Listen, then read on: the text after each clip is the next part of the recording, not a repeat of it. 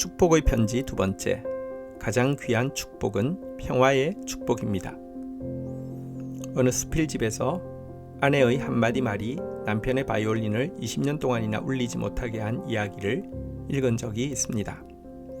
결혼 초 그 남편이 사랑하는 아내에게 들려주고 싶어서 바이올린을 켜고 있을 때 아내가 남편을 보며 무심코 이런 말을 했던 것입니다. 우리 집 머슴은 바이올린을 무척 잘 켰는데. 유해집이라는 시집을 남기고 사형장에 이슬로 사라진 한 청년 사형수는 그의 책에서 자기는 평생 중학교 때 미술 선생님께 들은 넌 그림은 잘 못 그렸지만 구도는 그래도 제일 나은 것 같구나, 이 한마디 외에는 단 한 번도 칭찬을 들은 적이 없다는 쓸쓸한 회고를 하고 있습니다. 그를 사형수가 되게 한 것은 과연 누구의 죄인지 생각해 보게 됩니다. 테레사 수녀가 이끄는 여러 봉사단 중에는 남의 말에 귀 기울여주는 모임이 있었습니다. 그들은 아무도 그들의 말에 귀 기울여주는 사람이 없는 외로운 노인들이나 중독자들에게 찾아가서 그들이 실컷 이야기하도록 거들어 주었다고 합니다.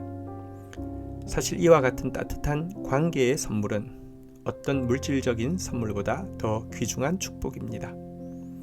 이 같은 관계의 선물, 곧 서로의 관계 속에 막힘이 없고 배려 깊은 일치감을 느끼는 상태를 성경에서는 평화라고 부릅니다. 특별히 이 같은 평화의 축복을 가장 많이 주어야 할 곳은 여러분의 가정입니다. 유엔 사무총장을 지낸 한마 슐트는 당신이 인류를 구원하려고 노력하는 것보다 문제가 있는 한 사람에게 전념하는 것이 보다 더 고귀한 일이다 라는 말을 했습니다. 이것은 수만 명의 다른 사람들을 돕기 위해 하루의 전부를 할애하면서도 정작 부모, 배우자, 자녀 등에게는 무관심해질 수 있는 우리의 모습에 대해 잘 지적한 말입니다.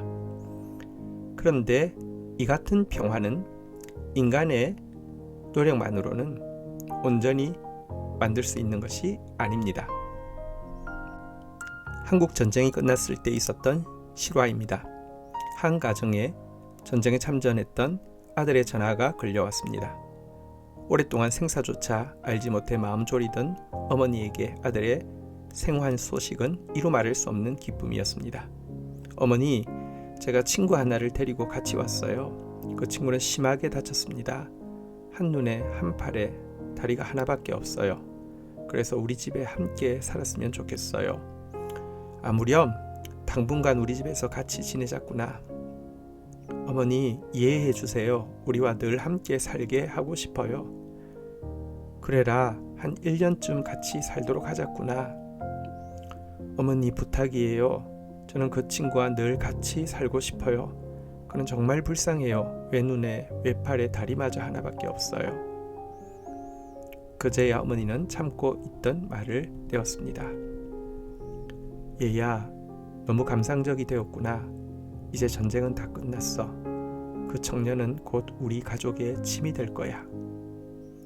이 말이 끝나자 전화도 함께 끊겼습니다. 다음 날 그 어머니는 해군 본부로부터 그의 아들이 호텔 12층에서 투신 자살했다는 비보를 듣게 되었습니다. 그런데 집에 도착한 아들의 시신은 바로 외눈에 외팔에 외다리였습니다. 그는 자신의 남은 생이 부모에게 짐으로 여겨질 것을 우려하고 있었던 것입니다. 만약 당신에게 그 전화가 걸려왔다면 당신의 대답은 그 어머니의 대답과 얼마나 달랐을까요? 참된 평화를 이룰 수 없는 우리의 옹졸하고 이기적인 사랑에 대해 돌아보게 해주는 이야기입니다. 대인 관계에서의 온전한 평화는 먼저 신과의 관계에서 평화를 경험하는 것에서부터 시작됩니다. 왜냐하면 하나님은 우리와는 비교할 수 없는 완전한 사랑을 가지고 계신 분이시기 때문입니다. 하나님은 당신을 축복하기 원하십니다. 그리고 하나님께서 당신에게 주고 싶은 가장 큰 축복은 서로의 관계 속에서 막힘이 없고 깊은 배려와 일치감을 느끼는 평화의 축복입니다.